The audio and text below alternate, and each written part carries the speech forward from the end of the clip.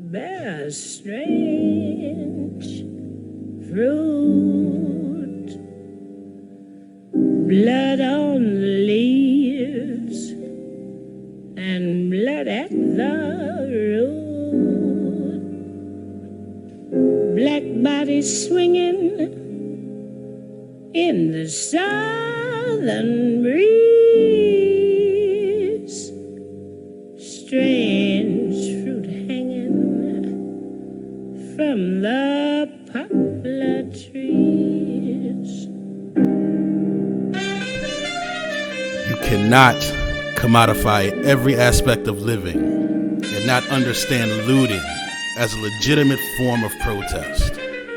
Looting is the ultimate strike against a system that deems a mass-produced object to be far more precious than life itself. It is humanity demanding to be recognized, because we can breathe. We can either breathe life into the world, or we can breathe fire onto it.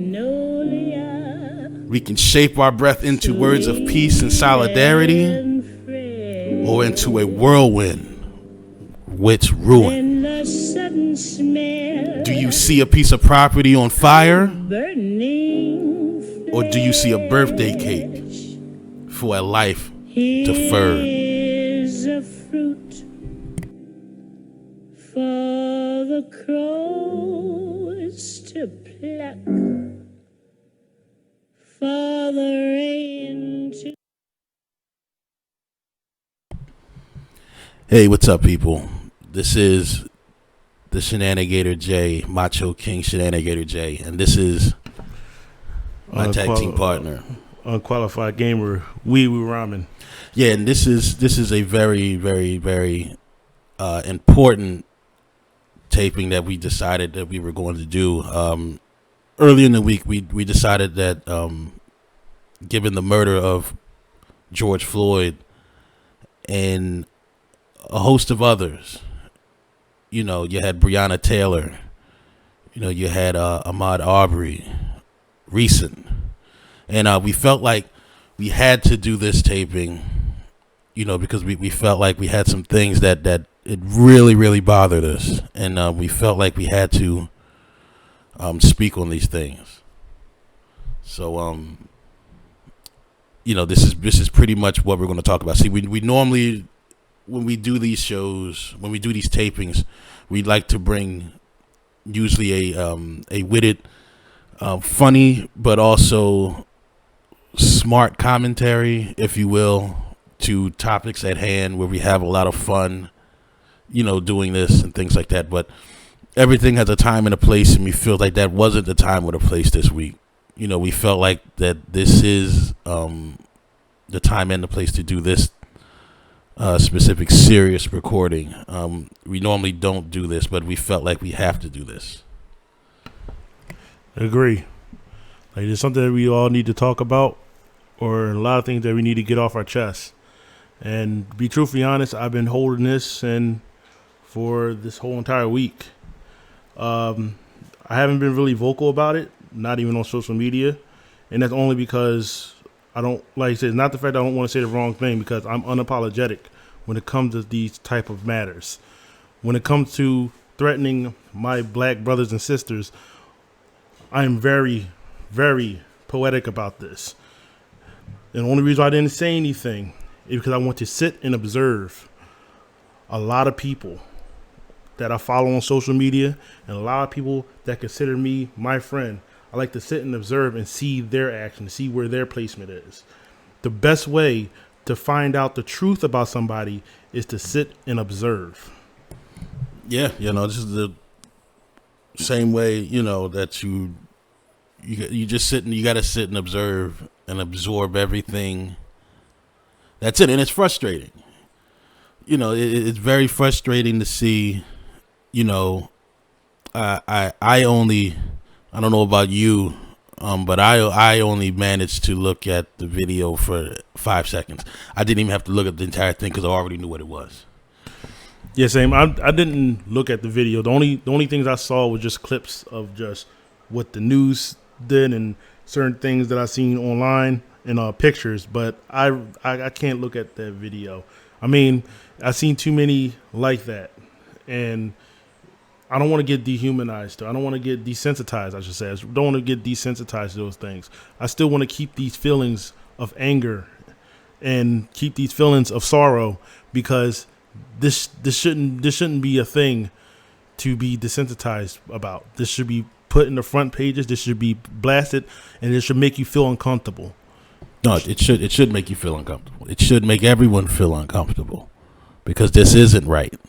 And it's been happening for so long, and you know, with the news and social media doing their part. Now, their part doesn't mean good when I'm saying this, you know, but what makes you, and I looked at the video, and it's clear intent to do a move like that, to sit there and do a move to put your knee on the back of somebody's neck, knowing that that's not a legal move. That's something that you learn. Apparently the guy learned Brazilian jiu-jitsu or whatever like that, but you took the time out. The purpose of, I'm saying that the purpose of him doing that move was the intent to kill. Now, I don't care what anybody says out there about what the guy was doing or what the guy's past history was. Whatever that is, that's not the point. Over a counterfeit bill. Supposed counterfeit bill that's been proven that it was a legit check that he wrote. No, yeah, but like I said, the point being, none of that requires, or none of that is the cause for taking a life. Same thing, different story. Ahmaud Arbery. 2 white guys, racist white guys, gunned down a man in militia form. No, they weren't cops, but it's still the same story. Breonna Taylor, a first responder. She's one of their own allies. Gets shot down in her own apartment. These are acts that are done by a group of people who have a blood rage feud of hatred already against you. You know, now I asked the question yesterday. I put the question out yesterday, and I wanted to hear from some of people out there. Asked a certain amount of questions, like what for the police officers. I want to ask you, and that question still stands. It's not going to go away. It's not going to expire. I still want to hear from you guys, from the police, especially my black officers, my black officers out there. I really want to hear from you.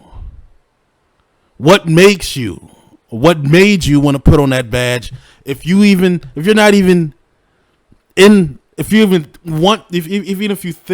thinking about going into the academy right now, you're not even there yet, but you're thinking about doing it. I want to know what makes you want to put on that badge. What makes you want to put on that uniform? Because right now, that relationship is fractured. It's always been fractured between us and them. When I mean us, I mean black people and the police state. And I say the police state, that means all over. Yeah, that's true. Like you said, that's a question that I've been thinking, and like I said, I just want the honest truth about this. That's all. Just want the just pure honesty on your reasoning on becoming a cop. No, but like I said, in looking at social media, even though I don't want to, that's a completely different demon right now. but you have to, because some of the responses are ridiculous. Some of the responses is what I expected from certain people. Now, one thing I will not tolerate, and unqualified, you can chime in on this right now. You can turn that mic on right now, and you can chime in on this. Because I'm sorry, this is a raw taping. We normally do this all in one shot, and this is a raw taping today. This is. So I apologize, but this is a very, very emotional topic. So if you don't want to listen to this, I'm sorry. You don't have to listen to this episode, and I'll see you next week. But this has to be said. It has to be said. Anybody, but what we're not going to tolerate, what I'm not going to tolerate as a black man, I am not going to tolerate anybody who's going to tell me how to feel about this. I'm not going to tolerate anybody out there who's going to tell me how to react to this. Because you don't understand. You don't understand that just about every black person here, including myself and Unqualified Gamer here, we all have police stories. That ain't too good. It's not. That's facts. And it's more than one. And I guarantee you there's people out there listening right now that has a similar police story, and it's constant.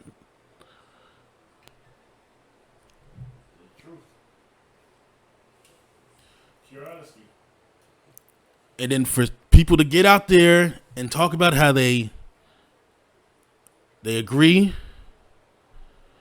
with the fight, they agree with this, but what about the riots?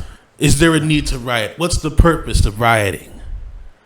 What's the purpose of destroying your community, your property?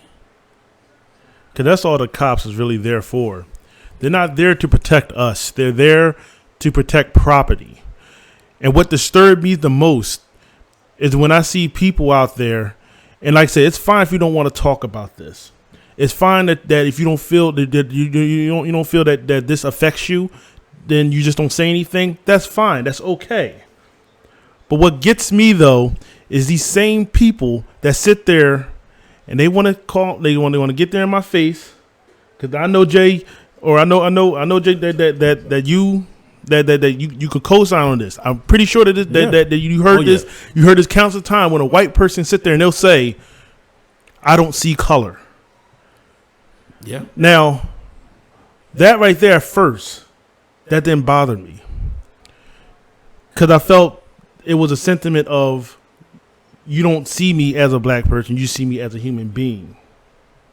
But see, this is the thing though. The same people that will say that, and I'm saying this for a reason, because if you get offended by this, then you might want to check yourself.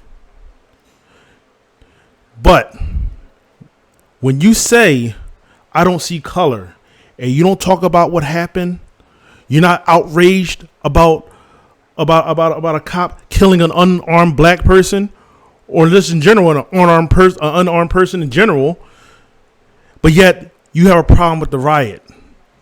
You have no problem having Donald Trump call us thugs, when you have a bunch of fucking white people out there that will boo-hooing and crying and bitching about wearing a fucking mask.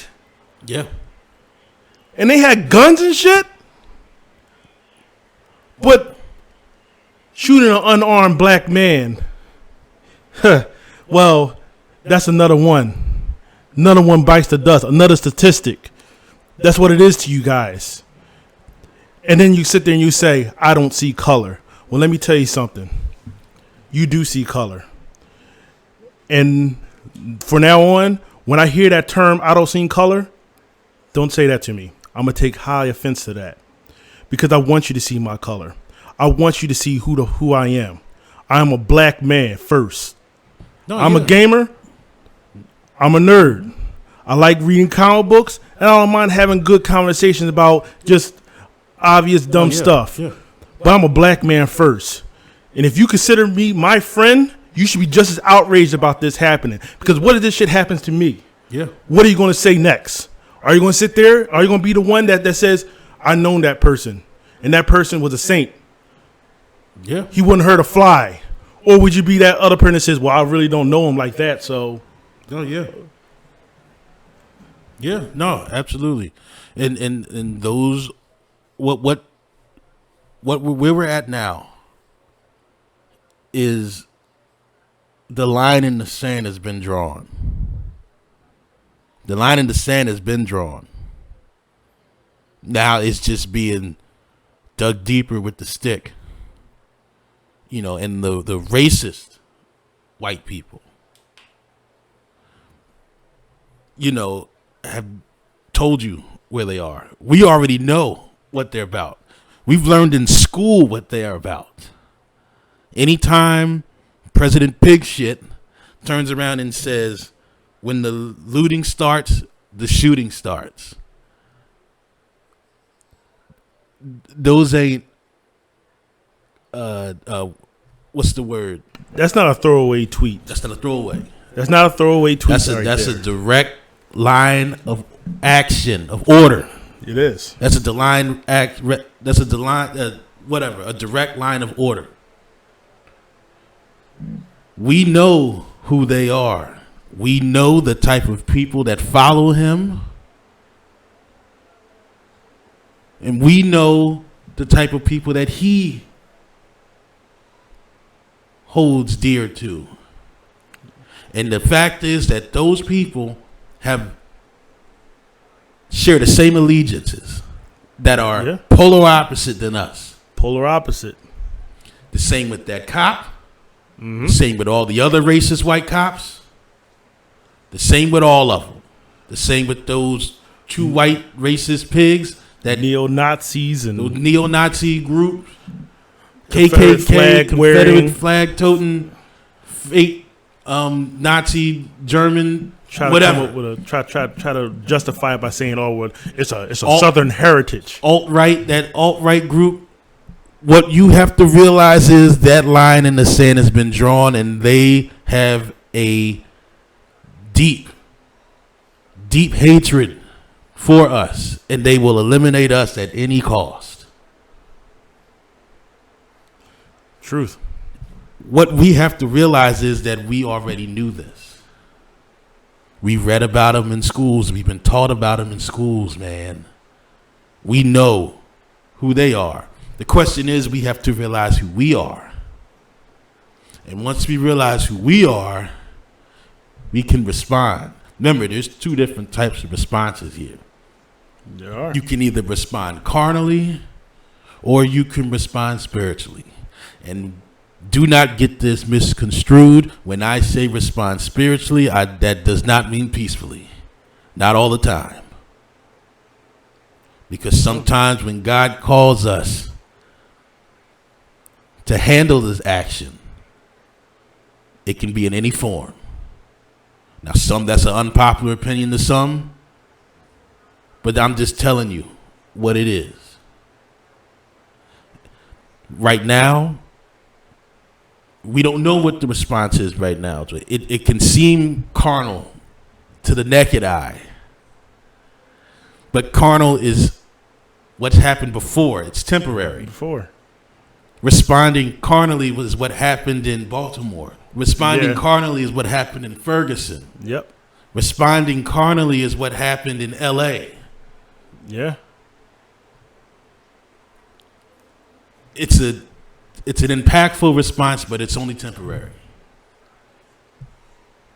You have to keep that same energy. You have to keep that same energy. And the only way to get the attention from this, because I'm not even going to call this a riot. No. I'm not even going to call this a riot. Yeah, we're not going to call this a riot. We're not going to call this a riot. Let's get this right. Let's get this right. So let's stop using the term riot. It is not a riot. A riot is something that's random and irrational violence. Like, let's talk about when your favorite sports team win a championship and they want to fuck up the city and flip cars. But that's okay to you guys, isn't it? That's all right. Yeah. They're just having fun. Or a frat or fraternity out there want to fuck up shit just because it's a Saturday night. But let's go back even further. Let's go back to the horrendous killings of Black Wall Street in Tulsa. That was irrational. Might not have been random, but it was irrational. It was definitely irrational. Because it was racist white people who could not stand the financial independence of our ancestors, our now ancestors. Mm-hmm. And they couldn't stand it so much that they were willing and did destroy and take lives. What about the MOVE project? The Move had an entire police department here in the city of Philadelphia. City of so-called brotherly love. Bombed an entire city block. Bombed an entire city block, women and children. I was an infant when it happened, but I have family members who remember, who live right around the corner from Osage. Yep. And can vividly tell you what happened. I got OGs who told me the stories, the real stories, not the ones that's on the news, but the real stories on how the cops were shooting first. Mm-hmm. They bombed the block, and you expect us to hold some sort of respect for that? It's only so many times. It's only so many times that we can take these punches to the face. There's only so many times that we can be backed up into a corner before we're actually forced to fight back. Like I said before, the relationship between the black community and the police state is fractured. Extremely. It's broken. Not fractured. No, it's broken. broken. No, it's broken. Can it be fixed? Who knows? That's not on us. That is completely on them. It's on them. It's completely on them. So let's not call this a riot. All right? This is clearly, let's change the term. It's a rebellion. Exactly. And the only way, and like I said, the only way to get these attention is to hit them where it hurts. Their pockets. Organized resistance to an evil system that only pays attention when it feels financially or physically unsafe. There you go. This is how we feel every day. We feel financially unsafe when we work in shit jobs, getting shit pay. When we want to go into a bank and get a bank loan and we can't even get it because we're turned down. We want to get a home. Want to purchase a home. You can't even go into the bank because they say sorry. They come with some bullshit. And there's another person who has the same credentials as you, the same job, the same pay. He just looks slightly different than you, and he gets it, and you don't. You don't.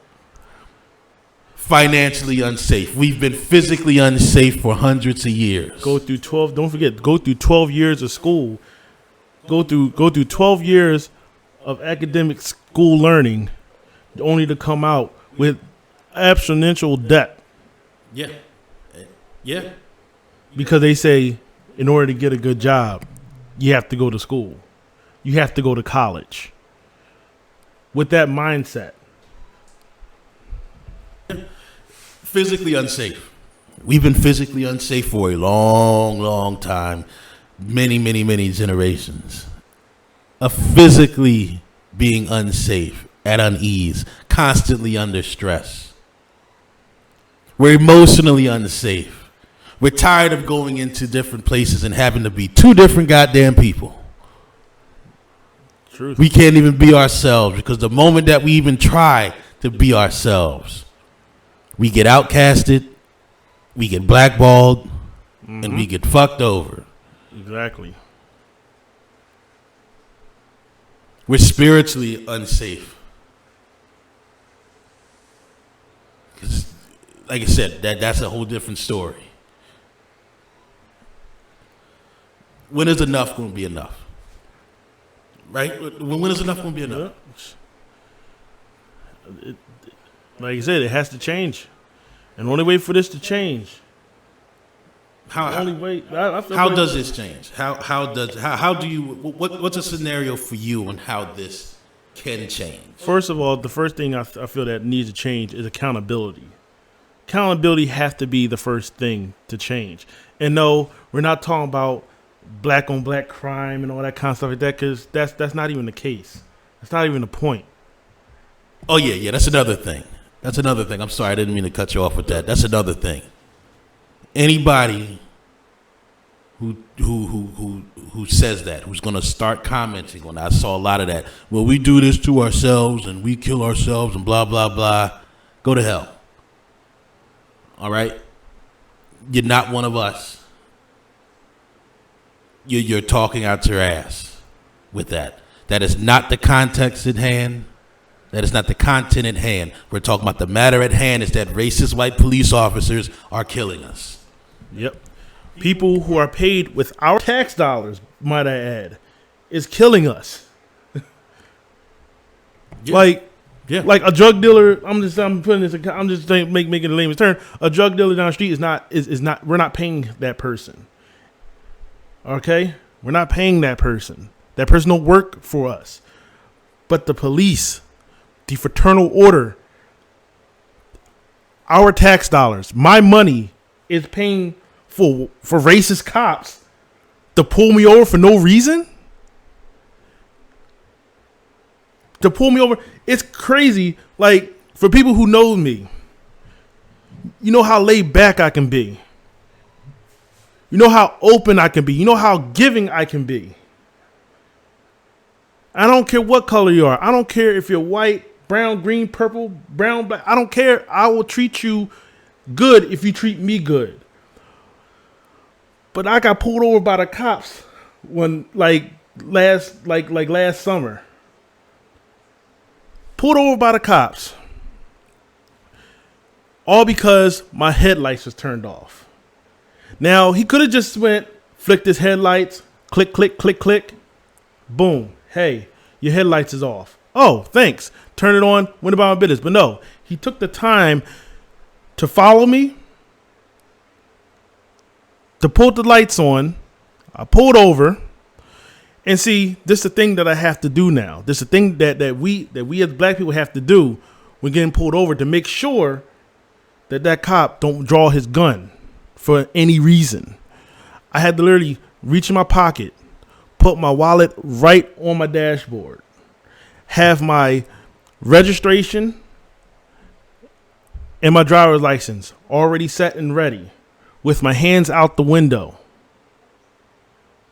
All this just so the cop can say my headlights are off. Now, it wasn't like he pulled me over and then he said, "Hey, your headlights are off." It wasn't like that. No, he did the whole freaking 9. He license and registration. Here you go, officer.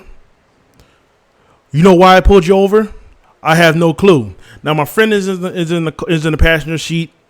She's, getting a little upset because, she don't know what this white cop is going to do. Lucky enough, I was in front of a good friend's house, his sister immediately saw the lights and went out into her front lawn and pulled out a phone and started recording just in case. And the cop asked me this same question 3 times. Do you know why I pulled you over? I said, "Officer, I haven't the faintest clue on why you pulled me over." I'm sitting there waiting for him. He goes back to his car. My friend goes over to the cop, asks him what's going on. The cop asked him, "Hey, you know why I pulled him over? Why are you asking somebody that you saw just came out the house just to check on me?" Friend's like, I have no clue. I don't know. Do you know him? Yes, that's my friend Bruce. Do you know where he's coming from? He's coming from home. He's coming here just to go out and get something to eat, and that's it.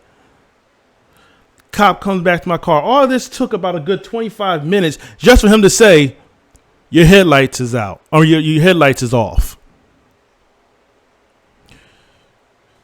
Do you know how irritating, how demeaning, and how useless time that was wasted of my time. And the fact that the thought in my head was, thank God my friend's sister is recording this, because just in case anything happens, I'll at least have that to prove my innocence. No, yeah. Yeah. The problem lies with them. The racist white cops. They have traded in their hoods for badges. This is not my opinion. This is what we see. This is what we deal with. This is what we see. This is fact. And this is all over. Up north. Anywhere. And another thing that kind of just came to mind, with all the comments I have been seeing, and when you have people saying, well, more white people get shot by the cops too, unarmed, unarmed, and we don't see us rioting everything. Well, maybe you should. Maybe you should, because that is a problem right there. Yeah, that's a problem. If you're going to say that, which I think is total bullshit. Guaranteed. I think it's total bullshit. But if you're going to say that, to try to counter what has happened here, to try to trump, pun intended, what's actually happening, then maybe you should be upset. Because if you're not, then maybe you, like I said, you have to check yourself.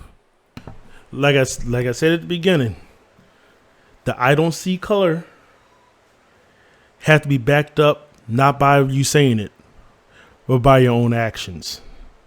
And the only way that I will believe the fact when somebody says I don't see color, there are certain things that I feel that needs to be in play for order for me to believe that statement.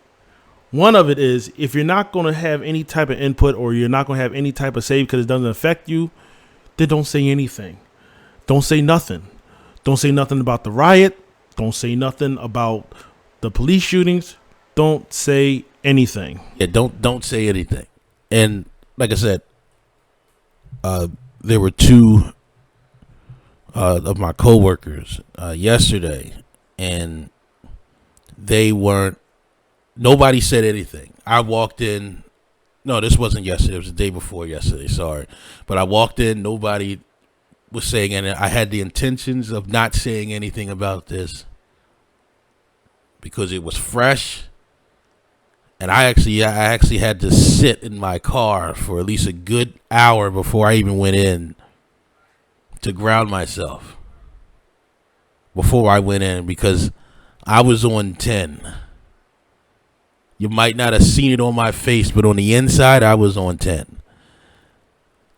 And I was talking to another coworker, black woman who has a young son who just graduated college, and she was very, very, very upset. Very upset. And she kind of began crying. She was crying for her son because she said when she saw it, the first thing she thought about was her 22-year-old son who just graduated college. Has a good job lined up, and the first thing she thought of was that could have been him, and she felt it. So I can talk to her because we share the same plight, and when people who don't understand, people who don't get it, who aren't going to understand, I try to foresee it so I don't mention it. And these two gentlemen that I work with, they were talking about it in ear's length. I wasn't in that conversation, but I heard it. And then I heard one of the gentlemen say, one thing that I'm not sorry for. And then I felt my blood boiling, but I had to check myself because it wasn't the time. And then he turned around, and then he called me. He's like, "Oh, Jay, what's the name of the kid that?" And I cut him off right there.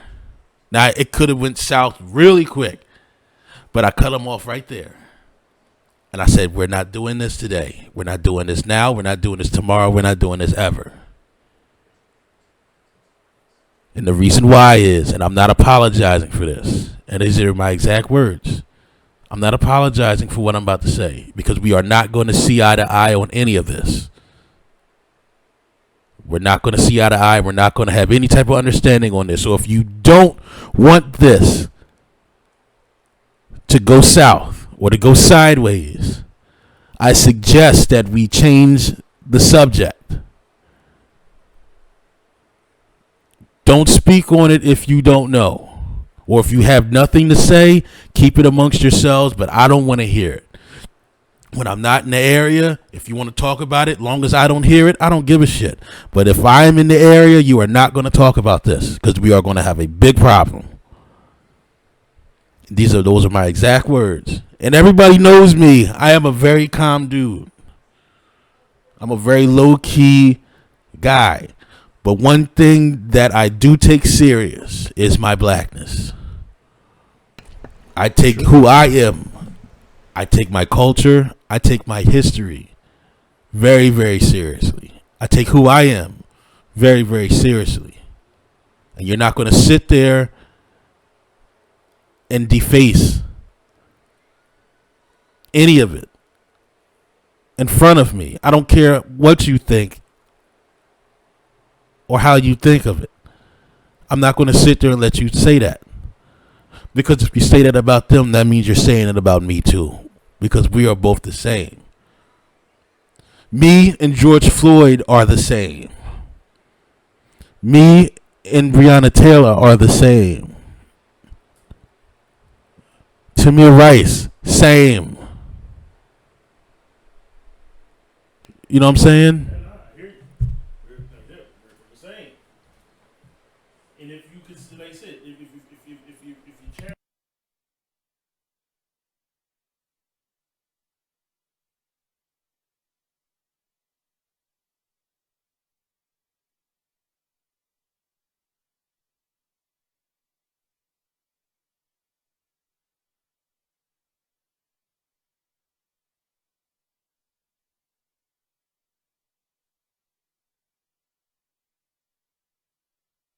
I have a mouth, I have a soul. Oh no, yeah. And I have my own opinions. Yeah, but one thing. But you're not going to tell me how to feel. Exactly. You're not going to tell me what is right and what is wrong. But especially on such an inflammatory, such an inflammatory thing. You know, and I try to tell people with that, especially I have a lot of I have white friends. I have white friends. I have friends of all different types of cultures and races. Yeah, same. I mean, like, you know what? And like I said, yeah. It's not about that. No, it's not. It's not about It's that. about the racism. The racism is the problem. It's racism that is the problem. And like I said, racism is systematic. Not only, like I said, not only you have the brunt force, the in your face racist, but you also have the systematic racist, the little small detailed things of that happens when it comes to racism. Yep, institutionalized. The institutionalized racism. And then when you get like I said, and when you get people that says you're different, I don't like that. And it's not like the different as in you were different from regular people. It's the I'm different black type of person. Yeah. Because it's like I don't act black, and what the hell that's supposed to fucking mean? The fuck that's supposed to mean? The fuck that's supposed to mean? That's another pet peeve of mine. That's another. Do not say that to me, because you will catch the wrath. That I can't even have the words to describe that. I just hate that, and I don't tolerate it. And like I said, the thing about it is, to be truthfully honest, like I said, I'm keeping this 100. I love everybody, and I do. I wholeheartedly. No, yeah, do. yeah. No, wholeheartedly. I love, like I said, I do. I love, like I said, I love my friends. I love my friends. Yeah, black friends, white friends, my Asian friends. Yeah, I consider myself a very social person who can communicate with a lot of people. And like I said, I like the difference of opinions that my friends have. It makes me a more well-rounded person. That's what makes us all well-rounded, because if we just happen to just sit and talk to each other, we'll realize, oh, well, you know what? You're not that different from me. You're just like me. We both like so-and-so. We both have this in common. We both like that. And we both share the same views. You know what? I like this person. If you just sit down and talk to people, with just one thing that I will not tolerate, and one thing you can't tolerate, you cannot tolerate those racist, alt-right, dumb fucks, because they've already been indoctrinated. They've already been indoctrinated into their philosophy. And this is the problem with the police department. This is the problem. The problem starts in the training. I have had people, there's people that told me personally, they might not have been in, but they've had their family members into the academy. And when they graduate, I've had a brother point out the picture and say, oh yeah, that dude right there, that white dude's racist. This dude right here, this guy right here is racist too. Wow. This Spanish dude right here is racist too. This white dude right here is racist. That's like I said. And what hurts most? Go ahead. What hurts the most is when you have the self-hating. That hurts the most. Latino, Latino, Black, Native American, we're all the same. We are all the same. So when it hurts more when you hear it from them, or when you feel it from them, it hurts more. That's why I have a problem with black police officers. My problem is that we're surrounded around all of this. Surrounded around all of it. It is, yeah. Now, I don't know what you guys see on the inside, but I know you guys see stuff on the inside. And I know that there's little cliques. You can't tell me that there's not. There's little cliques and packs amongst those. There has to be amongst those white racist cops. There has to be. And they have little wolf packs or whatever like that, and you know that. And the fact is that the police department does not put black police officers in black neighborhoods. No, they don't. And they should.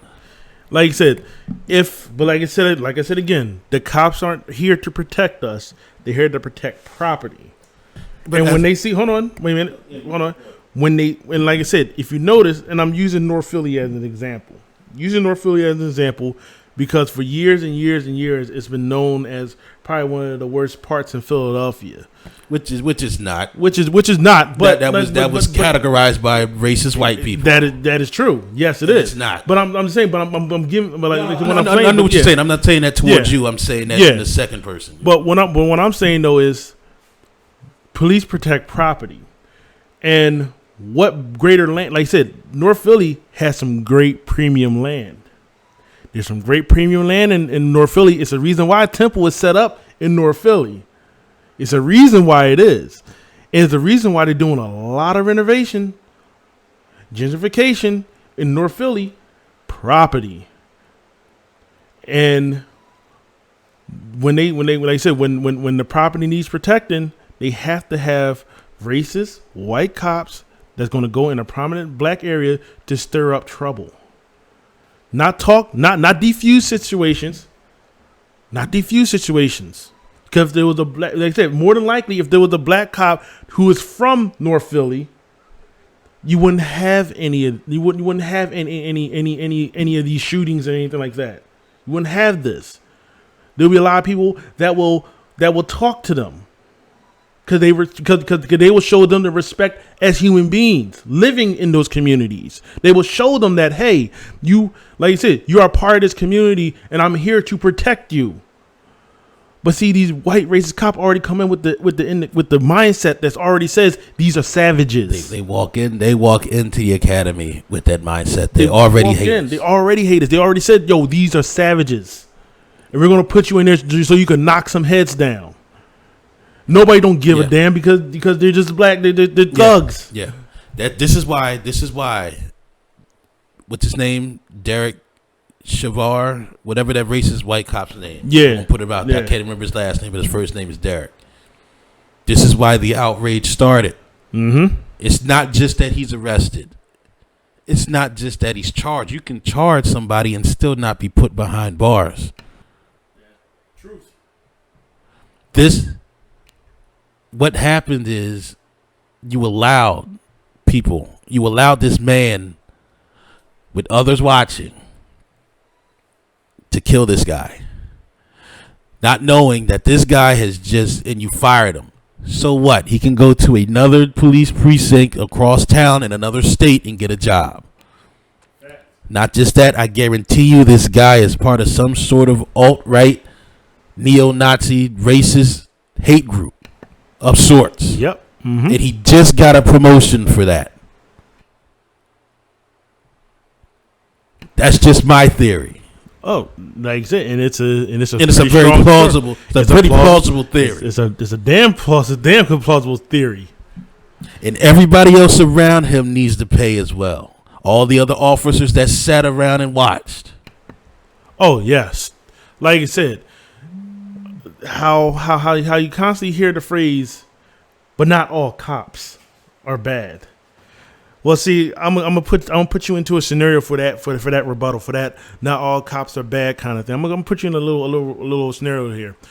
If you go into a store, a department store, and if you as a customer have runs across a disgruntled worker who basically ridicules you, follow you around, don't treat you as a paying customer, but treat you as a criminal, you'll hold that whole entire store accountable. Not, but that was just that one worker, but everybody else was fine. No, you will hold that worker, you will hold that whole entire store accountable. There's no difference when it comes to the police. When you have one bad seed, it ruins the whole bunch. And guess what? It goes to the same thing with the police, holding accountability. If you are a good cop and you see something bad happen like this, then you need to speak up. You need to speak up about this.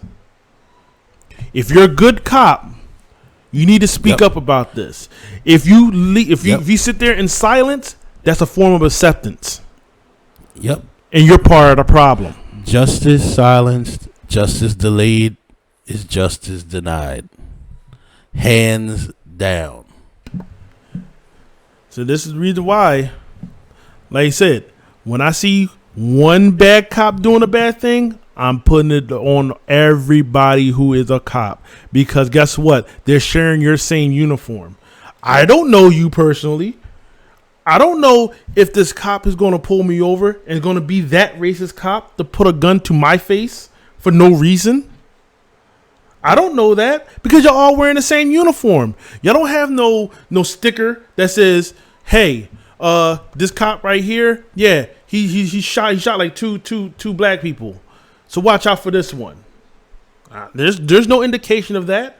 So guess what? If he's wearing the same uniform as you guys, guess what? I'm gonna ping him as every cop out there is like that. Including the black cops, including the Puerto Rican cops, including the Asian cops and the Indian cops. I'm lumping you all into one fine piece of shit. Because you're all part of that brotherhood. That fraternal order is what do you guys hold allegiance to that? And I'm calling that to action. And there's a few things that I like to call to action. And you know what I want to call to action? But one thing we have to do is we have to hold. When are we going to stop? When are we going to stop idolizing and holding these celebrities accountable? When we're going to stop holding these celebrities to a higher standard than what they are? Because basically, the Doja Cat thing. Yeah. You know, It's all happening around the same time. It's all happening around the same time. It's all connected with her inflammatory remarks and her, being in that chat with suspected white supremacists. Exactly. When are we going to stop holding these celebrities account? I mean, when are we going to stop holding them, not accountable? Not accountable. I didn't mean to use the word accountability. But when are we going to stop holding them to a higher pedestal and expect them to say things? Exactly. And you want them, and you're waiting for them to say something. Well, see, I think the problem. I see. Not to really cut you off here, but I think the problem with this is the fact that these artists, these celebrities, they build their whole career on black excellence and trying to gain the black dollar, and they talking all this rhetoric about how even on certain terms how the black man ain't shit, and all that kind of stuff like that. But then they turn around and do something like this, and you can't still support them afterwards. Like, you could be mad now, but then 2 months after this, 2 months when everything settles down, 2 months when you move on, and she drops an album or whatever, you're going to still be there to pick it up. Yeah. Now here's the thing. Denzel Washington. It was a video out today. Denzel Washington was out in L.A. and he physically seen a black man trying to be arrested by 3 white cops in L.A. This is real. He intervened. He got ill. He went over there. He went over there to make sure not to cause any disturbances or anything. He made sure to go over there and make sure that nothing happened to that brother being arrested. If you're going to arrest him, arrest him. But what you're not going to do is you're not going to kill him. Not in front of me. Exactly. Those ain't the words of Denzel Washington, but that was the incentive. Oh, that was the action. That was the action. That was the action. And that's, like you said, when I see black celebrities do stuff like that, that makes me want to support them even more because it shows me that they haven't forgotten. But when you get these cats that wanna use that, they want to sit there and do all this black stuff and get up on your face and talking all this rhetoric about being black and everything like that, but then when this stuff happens, crickets. Or they'll turn around and say, well, it's not my problem. Lil Wayne, I'm talking about you. Yeah. And how many you, and like I said, let's be real. No, explain that let's one. Be honest. Explain that one. What? No. Just explain this. What did they do, the interview or something? Well, I think he did an interview. I think I saw it on Twitter. But okay. It's like, but my thing is, this is not the first time he was sort of like not so much like he was like he's got that fence sitter mentality. He got that fence sitter mentality, like he don't want to really say anything, but don't really want to stir the pot, but then turn around and says, "Well, listen, I'm just having fun." Just like when what's the name? Help me out here. I can't. Oh, think, same thing. What's his name? Young Thug. Yeah. All those different type of and rappers. you asking about, well, what about this problem right here? What about something like that? And they said, man, I ain't worry about that. I'm making my money, okay? I don't even care about it. Once we realize I'm having fun. Once you realize that is their position, you shouldn't be supporting them. If you're pro black, if you recognize yourself as being black first and anything else, you shouldn't support these cats. Not every person is going to be for you, and with those people, you just gotta let go. I don't care how good you think their music are. Like, for me personally, I don't listen to them anyway. So me not listening to them ain't gonna do nothing. It's not gonna do anything. I don't listen to them to begin with. Doja Cat, same way. I don't listen to her. Well, yeah. I never even heard of her until this event happened. So me not listening to it doesn't do a damn thing. It doesn't do a damn thing to me. But what you people, I guarantee you, most of her fans are black. And for somebody to say something like that, for somebody to say something and to pander to those racist people that was in that group. Because she was pandering to them. She definitely was. you know, that's a serious problem. I seen that. I definitely. How can you love our culture? How can you want our culture and love our culture but hate us? That doesn't it's, like it's hate not your own work. people. Hate the It people doesn't work. that creates the culture that you're riding your coattail on, that you're riding your success on. Yeah. Now, one thing I will give credit to Ice-T. I will give credit to Snoop Dogg. I will give credit to this other rapper. He's an underground rapper. He's out in New York. My Sonny General. That's his Instagram name. He's out there. He's on that front line. He's out there and he's doing it. He's constantly posting up stuff. But where are the other ones? Where are the more high profile one? Where you at, Jay-Z? Jay-Z say anything? Did Beyonce say something? Yeah. How about those what are they, honeybees? What do you call them? Honeybees, beehives, whatever you want to call them. What about them? Huh? What about Beyonce? You talking about it? Crickets. Yeah. Crickets. Kevin Hart. Crickets. Tiffany Haddish. Crickets. You know, Like I said, but you got to understand. you gotta understand their position. They're not like us anymore.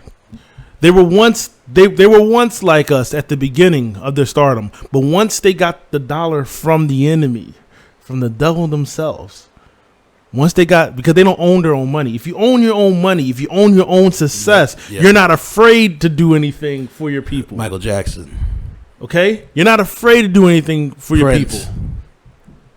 Yeah, exactly. Michael Jackson, Prince, amongst others. But see, you got to understand that the same rappers that sat there and wanted to rap about hardship, how it was hard growing up, and that you can relate to, they're not like that anymore. And yet, they're quiet now. Kanye West.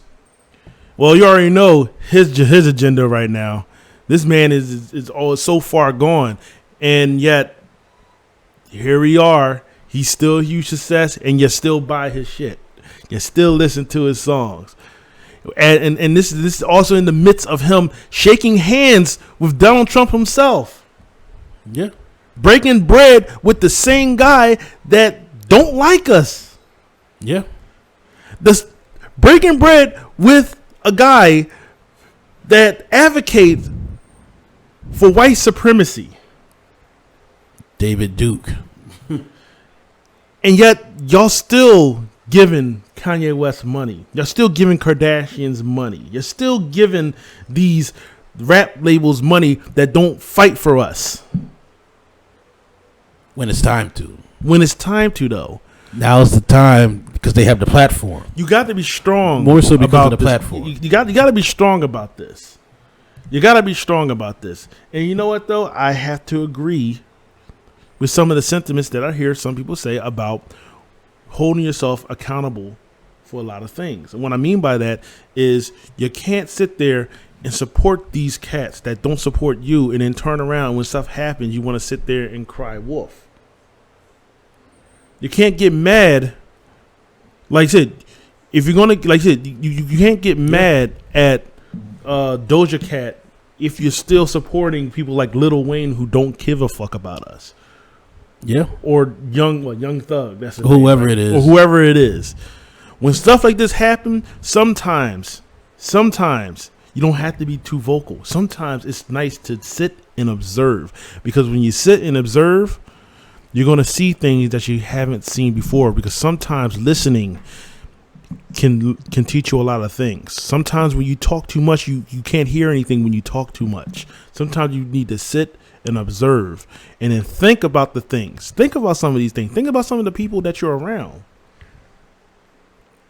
Not saying everybody's bad, not saying everybody's a racist, and not saying everybody who has a different opinion than you is bad. What I'm saying is you sit, you listen, and you observe. It's all about the content of which it's okay to disagree. It's okay to disagree, and it's okay to have different viewpoints. But there is a threshold to that difference. If you agree, there is a difference to that threshold. And you have to listen to that degree of threshold and then you have to hold said person accountable.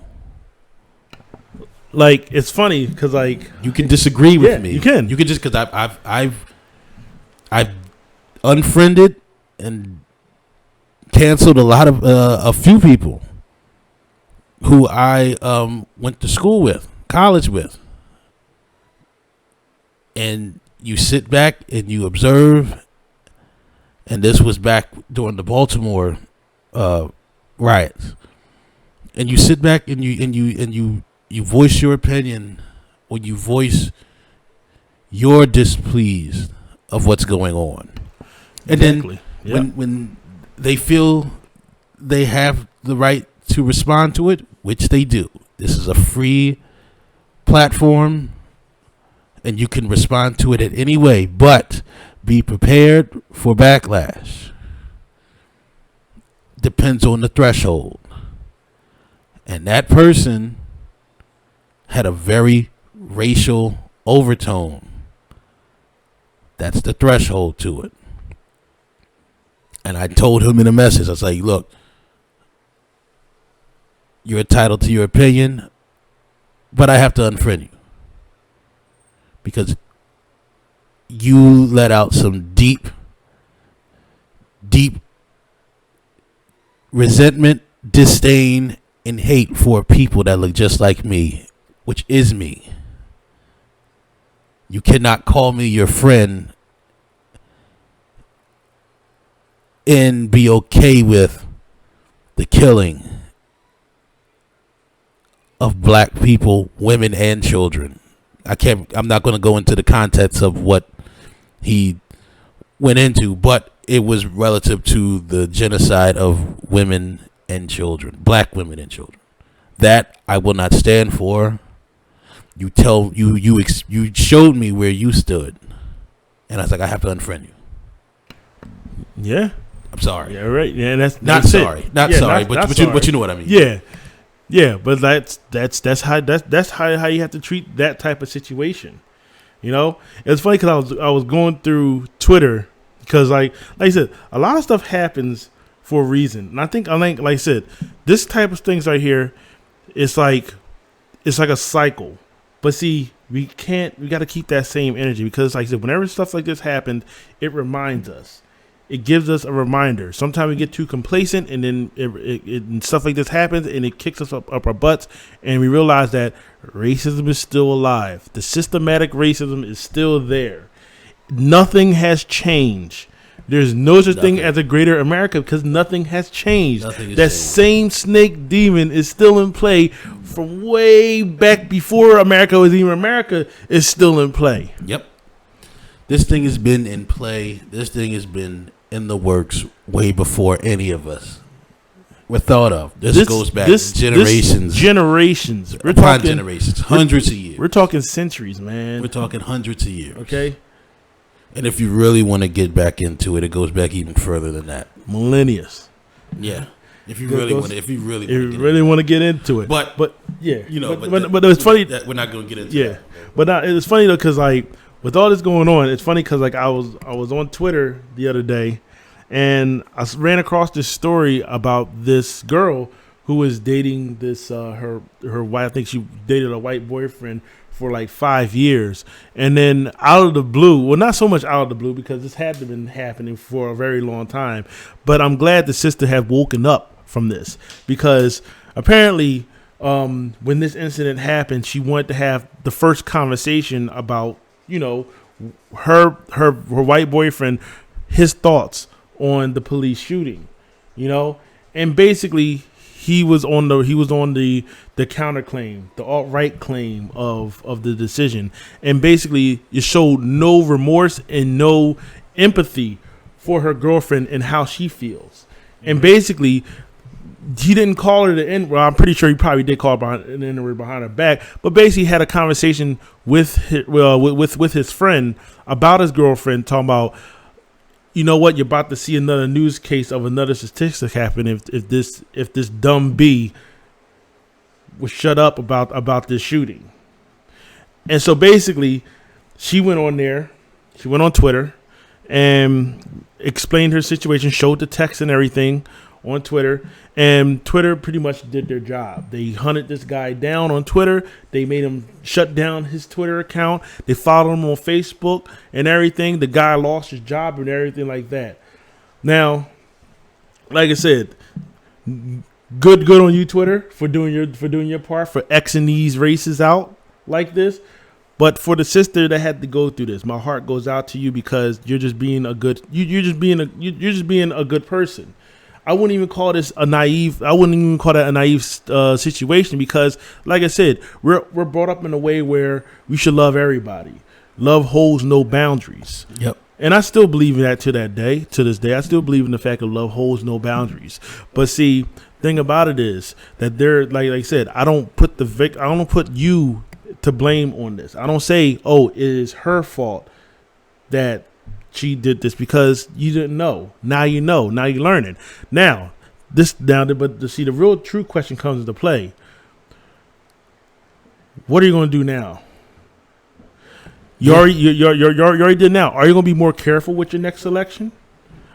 Are you going to be are you going to be more willing to do an interracial dating?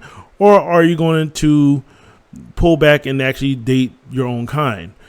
It's your decision on that. But one thing I have to say, like I said, one thing I have to say about interracial dating is the fact that there are some hang-ups to that. There are some things that you have to play upon that. Yeah, but that's another topic for another class. That is, yeah. But about accountability. Has to be accountability. You got to have accountability. The things that are going to happen from right now over the next few weeks, very crucial. Whether, you just have to pay attention. But in the midst of that, there are being held accountable. Whereas the union bus drivers in Minneapolis are refusing to bus police officers and use their buses to jail protesters. They're refusing to do it. My hat's off to those bus drivers, to those union bus drivers. I hope nobody, even the non-union, if they start picking up scabs, I hope you guys don't do it. Solidarity is key. Solidarity is key. That's just one facet of beheading this demon. Yep. Because that's what we're dealing with. We're dealing with a demon. We are. You're dealing with a demon. Facts. That's what you're dealing with. And it's multifaceted. And that's one way you have to do it. You have to do it solidarity, but you also have to have accountability. The accountability is with the police officers. The accountability is with their own comrades. The accountability is with the fraternal order to out those cops that's done racially heinous things. To prevent those wolf pack mentality within the precincts. The accountability is with all the other minority police officers. To sit there and tell them enough is enough. No, you're not going to do it like that. You're going to take them in. If you're going to take them in and apprehend them, if you're going to render, you're going to do it right. Regardless of their crime, but you're not going to do this. The accountability is on us, black people. When are we gonna? Everybody has a job. If you really, really want to do this, everybody has to have a job. Everybody has a job to do. Meaning, it's okay for the sister that recorded the thing. She's broken behind this. She's really torn up. She's 18 years old. I can't remember the girl's name, but they had her on there, and she's really, really broken behind it. She's the one that recorded the entire thing. But That's harsh. We commend you for your strength and for your courage to sit there and endure that, because who's to say, and this happens plenty of times where the officers attack the person who has the camera. Yeah. But everybody has a job to do. And my call to action is to you. To all the people out there. This has to happen as a community base, not just one person, not just 5, not 10, not 20. The entire community has to come out in unison when they witness police brutality. It's okay to have some people record, because you need that nowadays. Yep. But everybody doesn't have to record. When is enough going to be enough to where you're going to go down there in unison as a community and step forward and say, not today, not today, and I'm willing to risk my life to prevent you from killing any more of our brothers and sisters. Not today. It cannot work with one person. It has to work with the entire community. It has to work. Entire community. You're That's right. the only way. That's the only way it's going to work. Mm-hmm. We have, to our black police officers, what is it taking, or military? We have a black militia group out there. There's a black militia group out there in Minnesota that are, and you can explain this a lot better than me, because you shared that Twitter feed with me. Yeah, I saw. Yeah, I saw. It was very, very, very interesting, but it's something that needs to happen more often. Yeah. So apparently, like, there's like this ex, or not. I should say ex, because like I said, it wasn't like dishonorably discharged or anything like that. I think he would just, like I said, a former military personnel, retired. Yeah, and basically he created a black militia. Now, basically, like during the during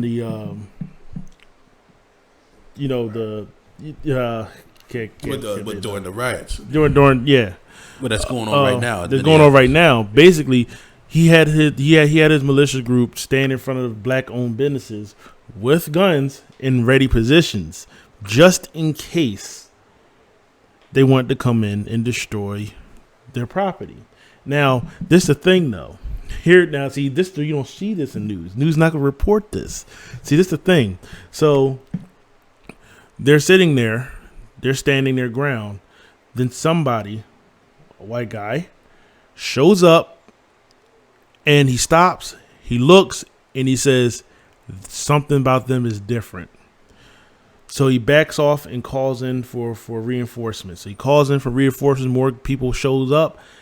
His backup shows up. They look at the militia, and they say, "Nope, we can't do this. We're not doing this." They back down, and I think one like a police lieutenant or a police chief showed up, and he rolled up. He looked at them. He says, "I see nothing wrong here. They're not doing anything wrong in my eyes," and he left them alone. And in hindsight, that's basically what it's telling you is, if you come up with the same type of energy, that same retaliation as they do, with their guns drawn and everything like that, you become a citizen just like that. Yeah. One of the things as black people that we need to do, we do need to exercise our Second Amendment right. I agree with that.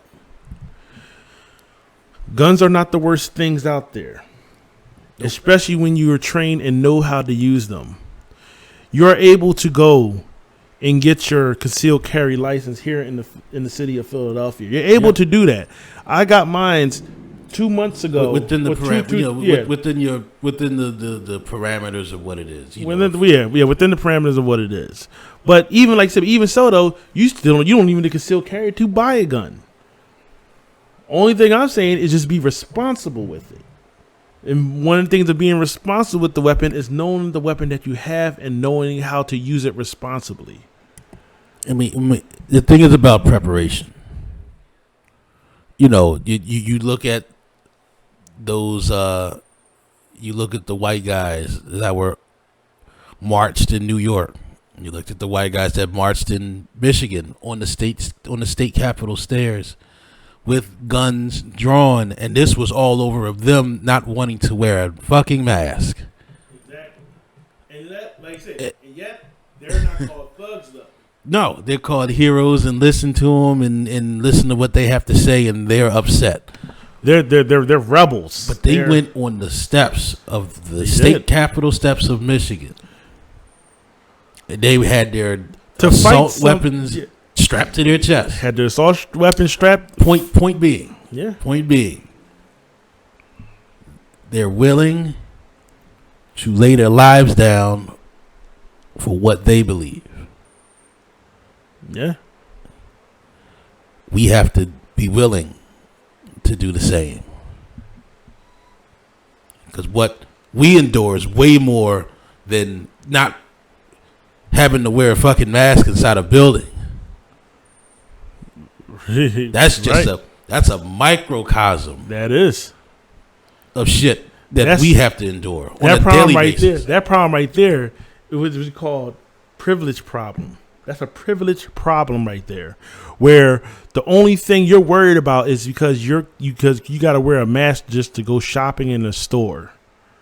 Your favorite restaurant is closed right now. You can't go to the gym and exercise. You got people protesting, all of that kind of stuff like that. That's privilege problems. Black unarmed man gets shot by taxpayer dollars. Police murdered him, and it's a fucking problem. You can't protest that. Oh, but you're destroying their property. How could you? Like I said at the beginning, and I will say it again. The police protects property. That's it. They protect property. They don't protect us. They don't, like you said, the only reason why they don't do half the things to white folks is because they're white too. They're sharing the same skin color. It's all about the same uniform, right? It's all the same uniform. You might be sitting on the bench. You're not the starter. No. But anytime a man can go in and, I mean, you know, guns head to toe. Well, this is pointing guns at the cops and everything, and the cops sit there and they're like trying to calm the man down. And here's the thing. Yeah. And here's the thing. Other racist white people understand this now. So now you consciously do it. The woman in New York City. Yeah. The woman in New York City, they consciously know this now. So now they're conscious. I'm going to fake a police calling. I'm going to fake a 911 call and say that you're robbing me or that you're hurting me or that you're going to rape me. So now what you're telling to me is you understand what's going to happen. And now you have the intention because you want it to happen. This is the devil that we're dealing with. And remind you, this was on the news as well. Yes. Crickets. Yeah. I mean, there was some fake outrage out there. But there was some, but when I mean in general, when I see people, they're outraged about the riots. Yeah. About this, due to the actions. Yeah. Due to the action of a cop. The people aren't the ones you should be angry about with this. It's the police. It's the police you should be angry about, because this wouldn't happen if things were handled the right way. Yeah. If they was handled like they were supposed to be handled, this wouldn't have happened. That's all we want. All we want, and this goes back generations. All we want is to be left alone. That's it. We don't want to be bullied. And this is exactly what this is. This is a form of bullying. All of you anti-bully people out there, this is what bullying is. To a much extreme degree, but that's what it is. It's bullying. We've been endured this shit for a long time. A long time. And it's been so long to where we almost come to accept it. We've almost come to accept it to a degree. But I feel like that's changing. I feel like that's changing, or it's going to change. Well, something is going to change. Something is going to change with this, you know? Like, it's not like I said, like I don't think it's going to come back, because like I said, there's too many incidents that happen back to back. You had the woman that called the try to call a fake incident on a fake cop call, a fake threat call to a guy that tried, you know, that tried to tell her, put your dog on a leash, which was the law, by the way. How many times? Which was the law. Yeah. How many times do you have people? But by the way, also the guy in Minnesota. It was a guy in Minnesota before this happened. He tried to call the cops on some young brothers who had office space. And they were able to use, since they were owners of, or at least an office space in this particular building, they were able to use the building's fitness center. So they were using the fitness center, and this, you know, this racist, alt-right-esque white guy came in and demanded to see their credentials. And it's like, we don't have to show you anything. We're here. You have to have a key card to get in here. This shows you that we're in here. And he convinced to just call the police and come up with false accusations or something like that. Long story short, nothing happened to the brothers. But short form of justice, the white guy had his lease immediately terminated by the owner for that. Yeah. So you will see a lot of that. I think you will see a lot of that. And if you see or if you experience anything of the sorts, out them. Yeah. Out them. Don't be afraid to lose your job. Because if you do, or if you do suffer any type of thing, that job should be paid. That job should pay as well. Yep. Or the people who work there should pay as well. It should not be. It should not be. Or just like I said, because this is a human thing. This is a human rights thing. It is. Or just like the woman who tossed her child into the lake and then tried to blame it on two black men.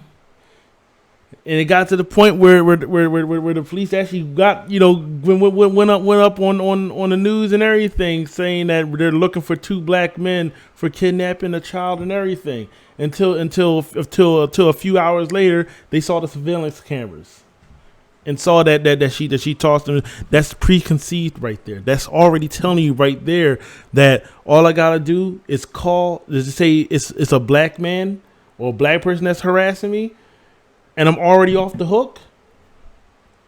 Crazy. And you can't tell me that's not racist. You can't tell me that's not racist. You can't tell me that without the police doing a proper investigation first, they went on the news already talking about, well, yeah, we're looking for two black people that kidnapped a child. What?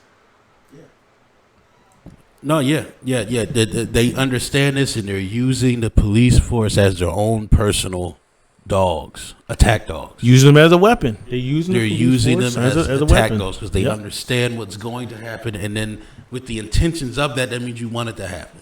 Yep. So that lets you know their mindset. And see, all this was happening in the span of just 2 weeks, though. This is the crazy part.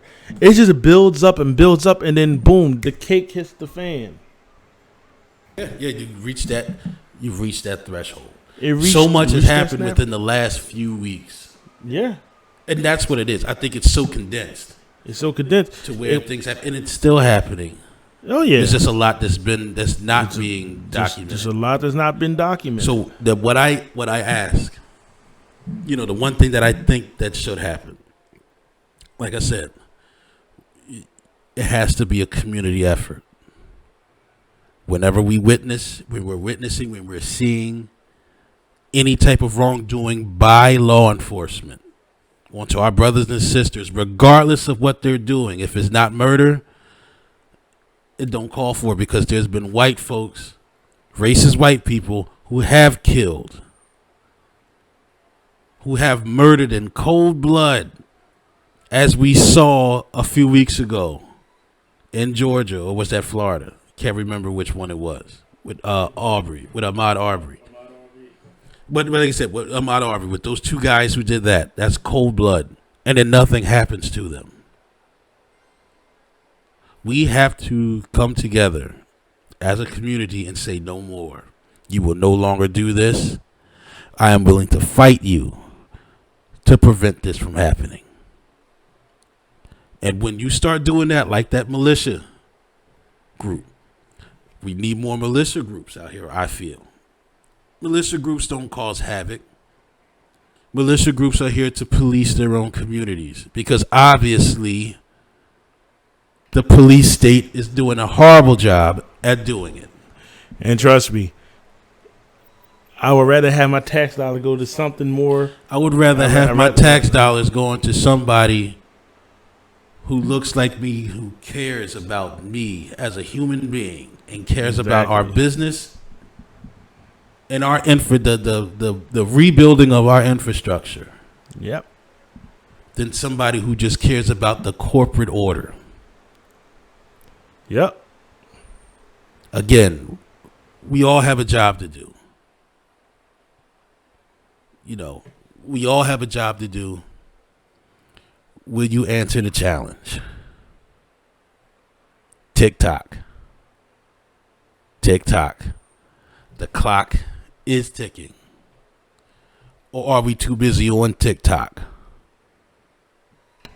Dancing. Yeah, that's another distraction. Are we too busy for that? Who knows? You know, who knows? You know, but as black men don't think that way. That would make you gay.